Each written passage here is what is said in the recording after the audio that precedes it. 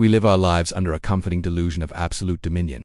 We perceive the natural world as a curated exhibition, a collection of specimens safely contained behind the reinforced glass of zoos or within the invisible boundaries of national parks. We believe that we have tamed the wild, relegating the ancient predators of the earth to the status of scenery.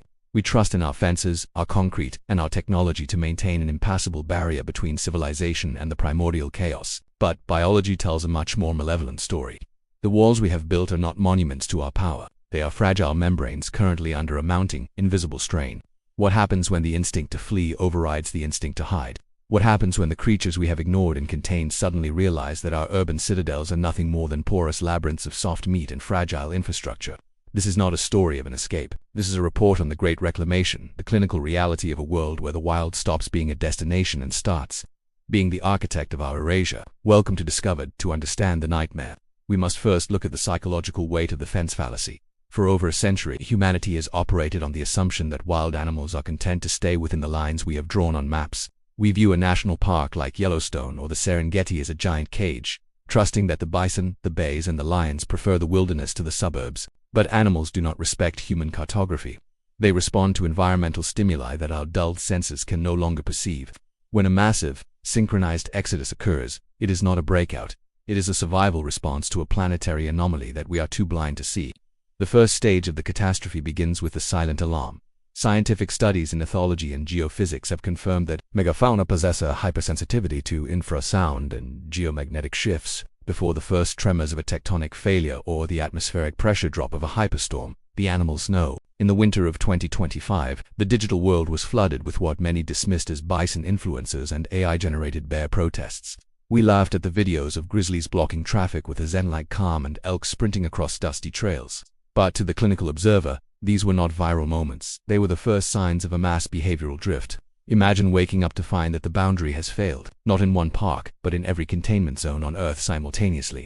This is the global stampede. In North America alone, the millions of tons of biomass currently residing in the national park system would begin a relentless march toward the heat signatures of our cities. This is not a Western reboot. This is a tactical invasion of claws, hooves, and hunger. The infrastructure of our highways was never designed to withstand the momentum of a 10,000-strong bison herd. The sheer kinetic force would flatten vehicles and collapse bridges, turning our transit arteries into rivers of crushed steel and organic waste. The psychological gallows of this scenario are found in the total subversion of the domestic bubble. We feel safe in our shopping malls, our office buildings, and our suburban garages. But elk do not recognize a glass storefront as a barrier. They recognize it as a reflection of the forest.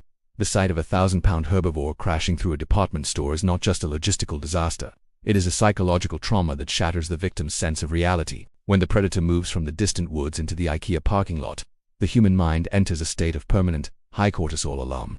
We become a species of prey, huddled in the ruins of our own vanity. But the national parks are only the beginning. We must look at the zoo protocol, the most intimate and terrifying fracture in the hull of human safety. Worldwide, zoos house over 10,000 species and approximately 700,000 individual animals. In the United States alone, there are over 2,400 registered facilities. These are biological powder kegs located in the very heart of our most densely populated areas. If a global anomaly, a geomagnetic flip, or a bioacoustic breach triggered a simultaneous escape, the urban centers of the world would be transformed into predatory hunting grounds in a matter of minutes. The Bronx Zoo is home to more than 6,000 animals. If those cages were opened, New York City would not become a movie set. It would become a slaughterhouse. Lions and tigers do not lounge in public parks. They establish territories. They view the slow-moving, unarmored human population as a low-risk protein source. The verticality of our cities would provide them with a tactical advantage we cannot counter. Imagine leopards stalking through the maintenance corridors of skyscrapers, or gorillas claiming the rooftops of apartment complexes. We would be trapped in our own homes, listening to the sounds of apex predators claiming the hallways as their own. The hidden terror of the urban invasion is the internal breach. While we fear the lions on the street, the true horror lies in the storm drains and the plumbing. Snakes, crocodiles, and invasive reptiles possess the ability to navigate the subterranean arteries of our cities. The nightmare mode of finding a 6-foot python in a mailbox or a monitor lizard in a toilet is a clinical certainty in a mass escape scenario. The infrastructure that makes modern life possible, our sewers, our vents, our electrical conduits, would become the primary infiltration routes for creatures that thrive in the dark. As the invasion progresses, the biological and economic collapse would follow with a terrifying precision. Wild animals are reservoirs for zoonotic diseases, ancient pathogens that have been sequestered in the wild for millennia. As the boundary between the forest and the city evaporates, we invite a global viral spillover. The proximity of 700,000 exotic zoo animals to 8 billion humans is a recipe for a multi-front pandemic that would render our medical systems obsolete. We would be fighting a war against predators on our streets while our bodies were being hollowed out by their parasites. The societal decay would be a study in the loss of human dominion. Authorities would go into a permanent panic mode.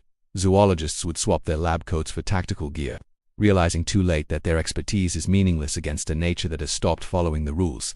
The conspiracy theorists would fuel the fire, attributing the animal revolution to 5G, secret government experiments, or a Jumanji reboot. But the cold reality is simpler. We broke the balance, and now the balance is correcting itself through fire and teeth. History provides us with a terrifying precedent. We look back at the decline of the Roman Empire and see the venenations, the mass slaughter of animals in the Colosseum for entertainment. We believed we had moved beyond such brutality. But by caging the natural world for our educational pleasure, we have merely built a planetary-scale Colosseum where we are now the unwilling participants. The monkey takes over snack bar headline is a joke for a dead world. In the world that remains, the headline is, humanity retreats to the shadows. We must examine the geomagnetic anomaly. Scientists in Japan already monitor animal behavior as part of their early warning systems for earthquakes. They know that dogs, elephants, and fish can detect tiny electromagnetic shifts that precede a catastrophe. If all the wild animals are running, it is because the earth itself is preparing for a reset. The animals are not launching a revolution. They are migrating to the only places they believe will survive. And if they believe our cities are those places, then we are competing for the last scraps of high ground on a dying planet. The economic hubs of the world would become tectonic graveyards. The presence of megafauna on Asian highways and European rail lines would halt the global supply chain in a nanosecond. You cannot ship food when the ports are infested with hippos and the roads are blocked by bison herds. A multi-year famine would follow, killing more people than the initial animal attacks. We would be a species of urban scavengers, fighting for canned goods while staring at an orangutan in our mailbox, a silent witness to our failure. The crazy maybe scenarios of viral memes and bison influencers are the defense mechanisms of a mind that cannot face the abyss. The truth is that the animal kingdom is an indifferent, ancient force that has outlived dozens of dominant species. We are merely the current inhabitants of a world that is getting ready to evict us. The fence fallacy has been our undoing. We thought the animals were in the park. We were wrong. We were just in the waiting room. The discovery of the synchronized behavioral drift is the final proof that our time is up. The floor is thinner than you think. The cage door is not a barrier. It is a delay. And the buzz you hear in the distance, it isn't the sound of the city. It is the sound of the wild returning to claim its own. Sleep well, knowing that your security is a paper-thin veil stretched over a sea of claws and hunger. Cherish the silence of your suburbs while it lasts, for it is merely the indrawn breath of a world that has decided it no longer needs you. The end is not a fire from the stars.